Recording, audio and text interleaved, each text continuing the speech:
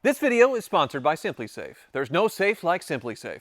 Welcome to Hoovie's Garage, the dumbest automotive channel in all of YouTube, and this is my 2022 Mercedes EQS. It cost over $100,000 new, but I bought it used for only $34,000. Massive depreciation because this is supposed to be the S-Class electric car, but it really doesn't live up to the name in a lot of ways with the quality. Yes, it is a very comfortable, luxurious car, and now that I've had it for a few months, I do very much enjoy driving it, but it's far from the S-Class quality that I'm used to being a Mercedes enthusiast, even the brand new ones. So that led to catastrophic depreciation that you see with luxury cars and electric cars altogether. But we also have our first probably mechanical failure. Something strange is going on where this thing is losing coolant and I'm getting a consistent low coolant warning. And when I checked, which is not that easy to check this thing, it is indeed low from the battery. Thankfully, this EQS is still under warranty from the factory, and I do believe it has a battery warranty for 8 or 10 years, something like that. But they really don't want you poking around under the hood of this thing. So I already have this flap down, otherwise it's hidden to pop this thing, and that's how you pop the hood on your EQS. But I know the quality issues earlier, like these doors that are like just not nice as far as the quality and fit and finish, which is very close to what Tesla does, but it's supposed to be a Mercedes. I get this as a Tesla competitor, but you didn't want to compete with Tesla in all of the worst ways. So the reason why they have that latch hidden away is because there's no catch. So I'm not touching anything. It'll just open up. If you accidentally pull that lever, which is why they put it behind a cap, you would just have the hood flying up. But as you can see, there are two coolant tanks, and one is very, very full, and I think that's for the drive motors. And then another one is very, very low, and that is for the battery. So my battery is eating coolant somewhere. It's not leaking on the ground. I know there's a big old tray around the battery that could be just filling up with coolant, and no, there is no prop rod or anything like that either. So I'm gonna have Mercedes take a look at it and see what's going on. If they're dropping out the battery, holy smokes. But I have read that there's some software update where this thing likes to purge coolant from its battery system. I don't really understand, but maybe the service advisor can explain it a little bit better. But as you can see, unpainted shock towers, unpainted under the hood, just overspray going down. This is all stuff I noted earlier in a video with this EQS. And yeah, just kind of odd. But overall, I do really, really like this thing. And while it's there, I'm going to ask them about this, because maybe that's not normal. Maybe it's something that can be fixed. The thing is, a rear door, which isn't used that often, still makes that noise. So I have a feeling they're just going to say, sorry. Yep, there it is, and it's gotten progressively worse as I've driven the car. It started just when I was making turns, and now it's on all the time. Obviously, it's low. Coolant is going somewhere, but I don't know where it's going. Otherwise, it's been a pretty flawless experience with this car. There's no bugs with the infotainment system. I actually really like it. I also love the air ride in this car. The seat's insanely comfortable with all kinds of massage modes. And the four-wheel steering is really nifty when it comes to parking, because this is a really long car. So there is a lot to like. Honestly, I can look past all the little quality things and appreciate the car, but it's still a Mercedes. You think they would catch all this stuff and not let it go into production, but I guess they did. Now, it's not breakneck fast. I just floored it right there. So it's pretty relaxed in the driving experience as well. So when it comes to specs, as far as the 0 to 60, it's not going to win any awards. And the range, well, it's pretty good, just shy of 400 miles, and seems to be pretty accurate. So really good for an electric car there. So it seems like this could be a success with Mercedes, but it's sort of a three strikes you're out with this thing. The price, $100,000, way too expensive. The quality, it's just not there for the S-Class. That's the same price. You can buy the gasoline one and get a much nicer experience.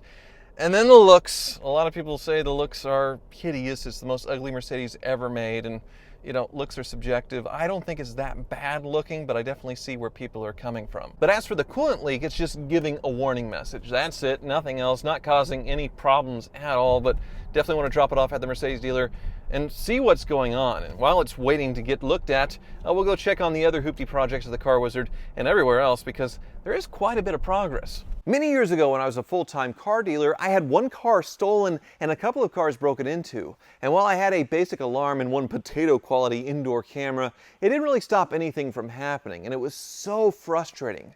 I sure wish I knew about SimpliSafe back then, but I did about 7 years ago and installed it in my last garage. It was awesome then, but now in my new garage, I just installed it and it's even better. There's so many new features. Not only do I have around-the-clock cameras monitoring my hoopties where I can view my cameras from anywhere in the world at any time, they also listen and record and give me the ability to speak to people through the camera's back. I'm watching myself shoot this right now and I look really good. I also have the same level of access with their security system, which has a traditional keypad by my door, but I can also easily control everything through the app. But honestly, I'm just as concerned with the intruders as I am with the cars in here themselves being old and hoopty-ish, so I'm super concerned about a fire randomly happening while I'm away. This is where smoke and CO2 sensors come into play, which are linked to the SimpliSafe system, immediately alerting when there's a problem. They also have water sensors for basements, and their monitoring plans are affordable, starting around $1 a day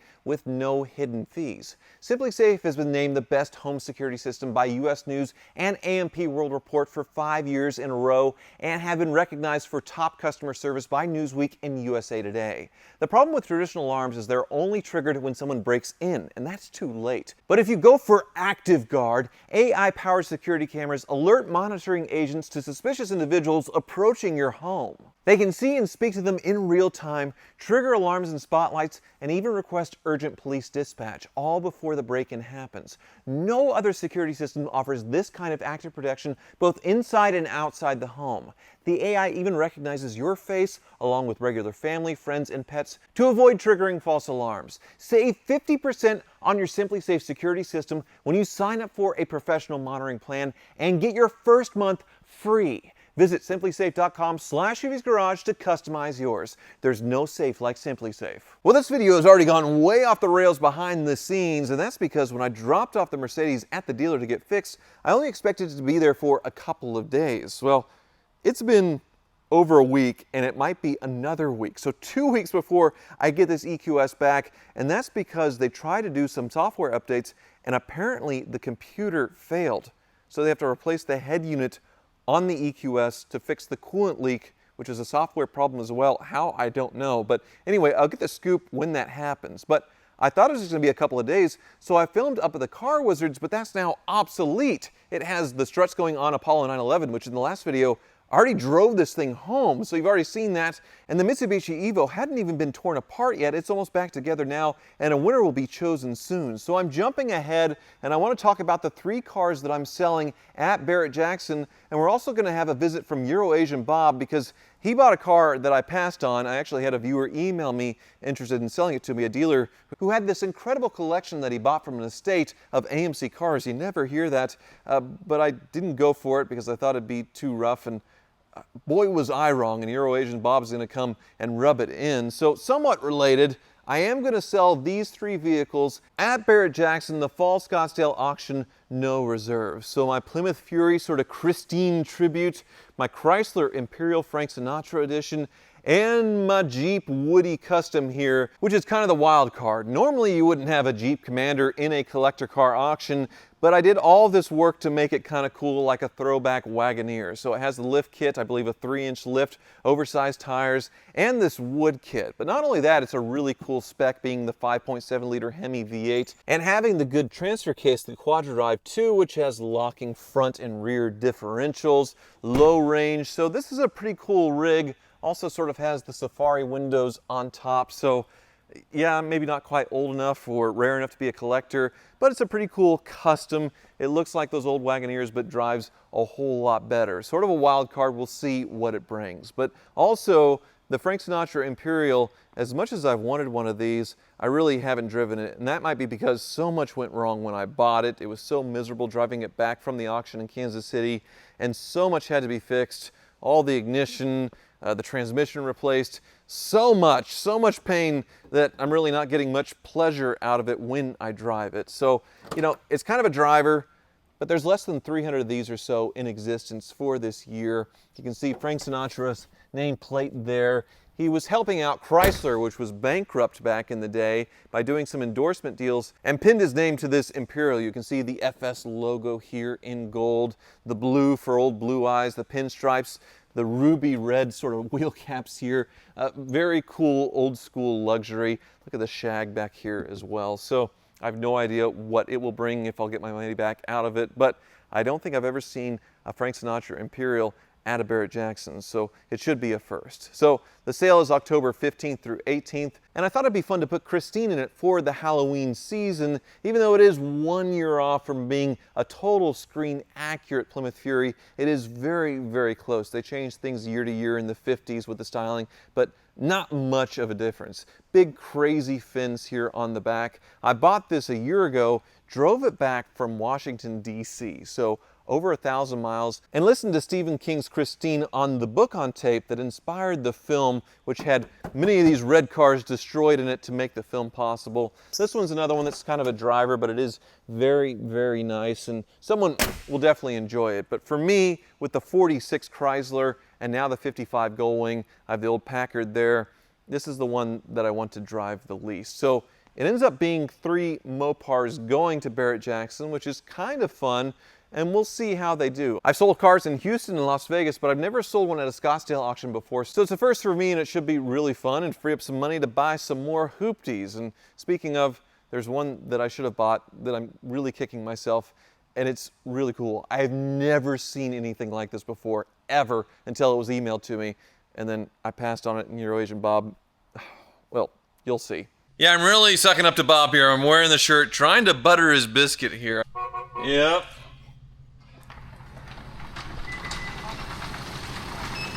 Oh my. You turn down the music, you're gonna trigger a copyright claim. Look at that. Look at that.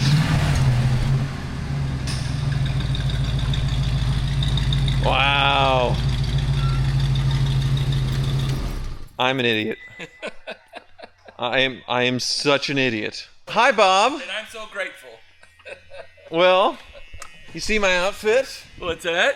Oh, okay. Isn't that nice? Okay, what am I walking into here? Well, so I got an email from a viewer who acquired an AMC collection, which you never hear about an AMC collection ever. No, I love AMC too. And he sent me a bunch of photos of different cars, and they all seemed a little edgy. This is the only one that sort of looked somewhat interesting, but it was in Iowa, it was too far away, it had a lot of, you know, little things here and there, so I just felt I passed on it. Well, how many leads do you get a week? I mean, like, seriously. A few. Hundreds, right?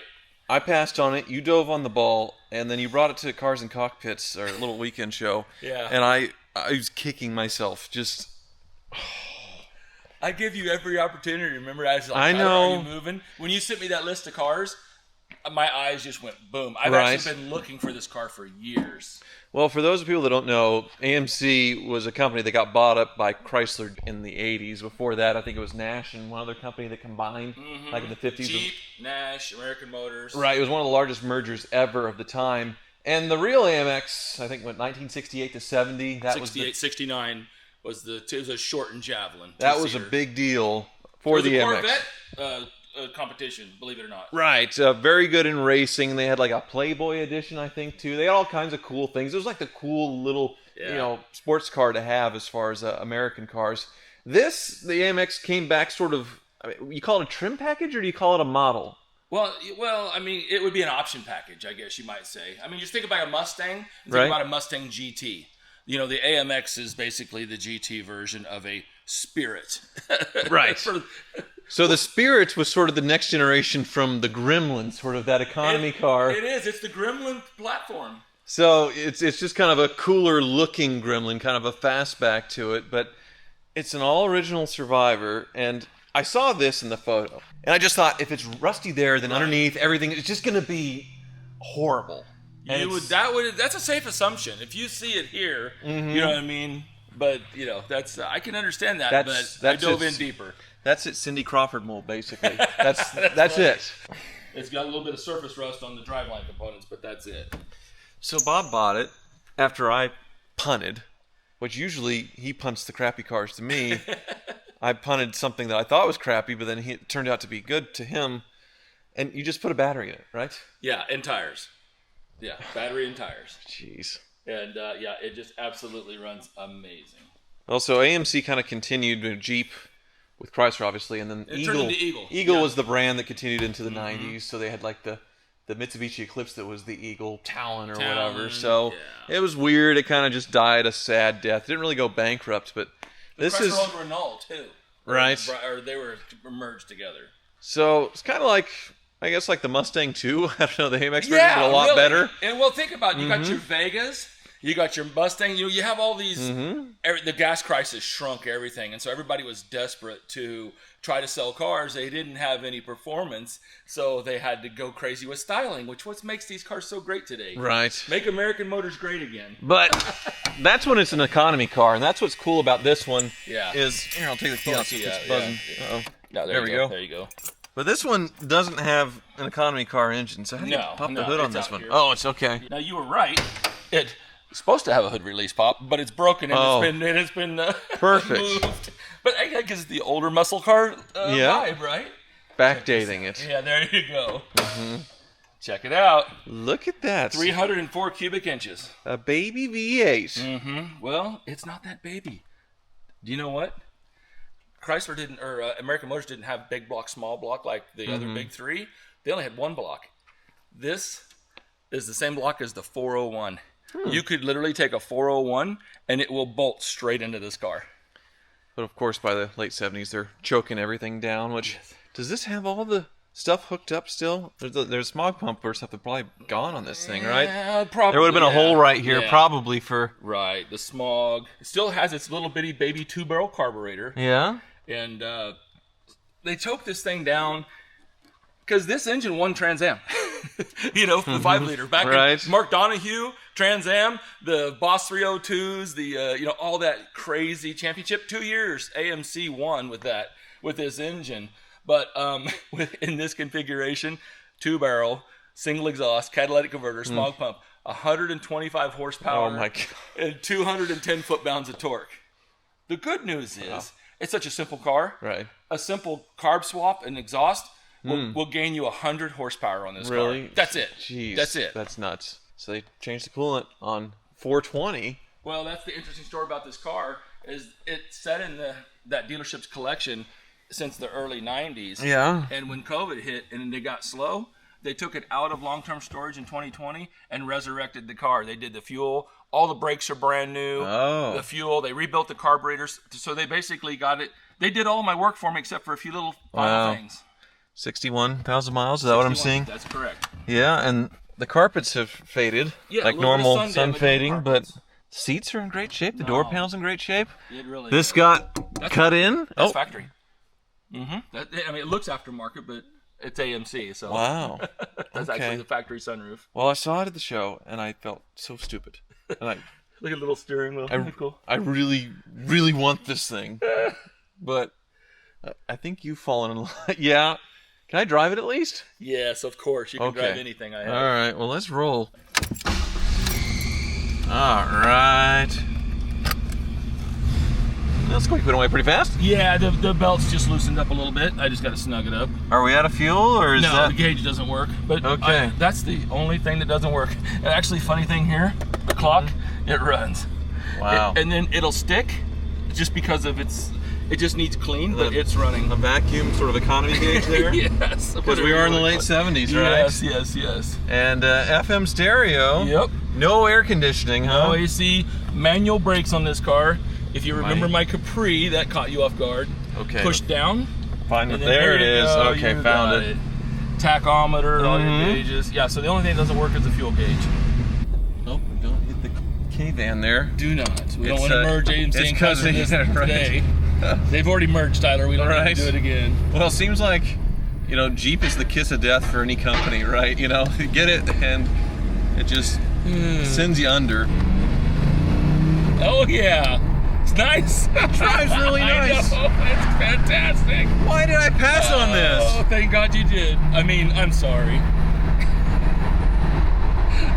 Though a little bit left of that old sports car flavor in this economy car, right? Yes, but it's more sports car and more muscle car than people give it credit to. Yes, it was choked down, but they took this car, a privateer team, and they took it to the 24-hour of Nürburgring, and 140 entrants.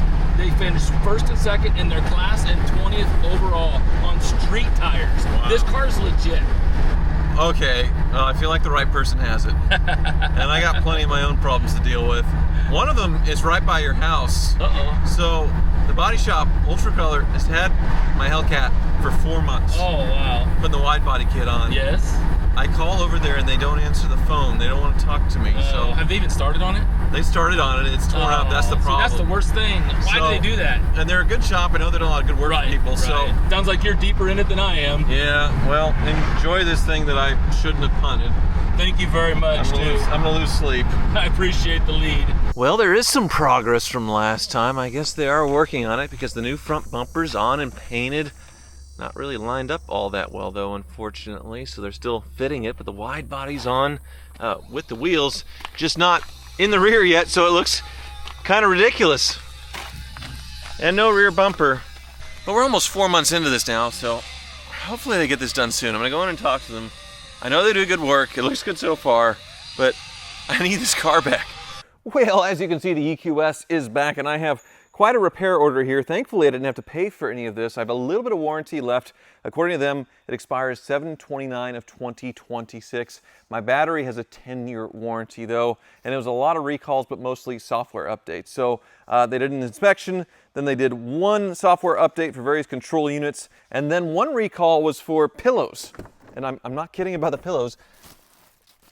There were some safety issues with the pillows, so I have new rear pillows that they gave me to install in the car. Very fancy there. But then they also had to add a safety sticker in the car somewhere for the airbag, so they installed that sticker, an information label. So it looks like 3 stickers they needed to add, but also they checked for reinforcements on the left and front wheel wells. So the plastic fender liners, I think they wanted to make sure that that was all in place. They missed a few or something like that, so they checked that. Seemed to be okay. And now we get into the diagnosis, and they actually did go into the door panels. They actually removed the door panels, tightened them up as much as they could because they were a little bit more loose than a normal EQS. They had a couple to compare it to, but still it didn't really fix it or change anything. And all of them creak. That's what they said. They all have sort of creaky doors. So we tried, you can deal with it, but then they got to the coolant issue, and this is where things sort of went sideways, and that's why this took weeks. So the reason that the coolant was low is because the battery was drawing in more coolant. The computer is programmed to draw in more coolant into the battery when things were getting very hot. And I don't think this happened when it was in San Francisco, because it doesn't get 100 degrees in San Francisco, where this car lived the first 3 years of its life until I bought it. But in Kansas, it got hot, it sucked in the coolant, and then the level was low. The problem is if you top it off and then it relieves that coolant, pushes it back out, it can be overfilled and bleed over and all that stuff. So it's a software update to make it suck less coolant, I guess. But the problem is when they try to do these updates, the computer completely bricked. The car was dead, it just completely died. So they had to order a whole new computer. They call it the head unit, and replaced it entirely. So that was a big deal, and it took over a week to get that part in, and this EQS was dead from a software update. So other than the pillow and some stickers, and I guess they're checking the creaky doors, this was all like computer related, software related, and not much real mechanicking, if you will. So that's why the Car Wizard cringes at stuff like this, and really it's dealer only for a lot of this stuff. Now the warranty pay, I did get a little peek at that, and it was just shy of $6,000. I don't think I was supposed to peek, but I peeked while he wasn't looking because there was a different set of printouts on the desk. I didn't have to pay any of that. Warranty pay is definitely cheaper than customer pay. So if this thing was off warranty, you know, it'd probably be almost double that. So maybe around $10,000 for all of that work. I don't know. But yeah, so definitely a spicy, spicy trip to the Mercedes dealer, but it is much better. It is a bit less clunkier, I feel like, with the software, the latest updates and all that stuff. So that's the nice thing, is the car's gonna be continuously upgraded and get a little bit better year by year versus, you know, old infotainment systems that get super dated, say on old Mercedes or BMW. So it does feel really nice, but I have decided that this car can join the rest of them behind me at Barrett-Jackson. So it's not gonna be 3 cars, no reserve. It's going to be 4, because I feel like if I'm driving an S-Class Mercedes, I don't want an electric one. I want a V8 gasoline guzzling one. And this is a lot cheaper than a 2022 S63, but I could go back and get like a 2014-15 S63 for the same money or a little bit less and probably be much happier until it breaks again and again with normal engine mechanical stuff, because I'm an old school dinosaur and that's what I like. Thank you so much for watching.